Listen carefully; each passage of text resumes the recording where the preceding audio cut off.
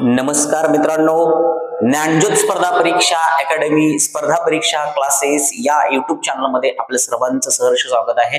मित्रांनो, आपल्याला स्पर्धा परीक्षेमध्ये त्रिकोणांची संख्या, चौकोनांची संख्या, चौरसांची संख्या मोजण्यासाठीचा एक प्रश्न विचारला जातो आणि त्या प्रश्नाचं उत्तर काढण्यासाठी आपल्याला वेळ जास्त घालवायचा नाही।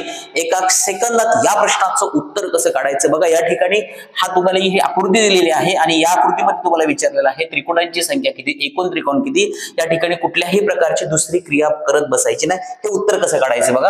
याला फक्त क्रमांक किती देऊन टाका, 1 2 3 4 5 6 7 8। जो शेवटचा अंक आलेला आहे त्याची दुप्पट करा, आपलं उत्तर निघलं 8 ची दुप्पट आहे 16। या प्रश्नाचं उत्तर असेल 16। व्हिडिओ आवडल्यास सबस्क्राइब, लाईक आणि शेअर करायला विसरू नका।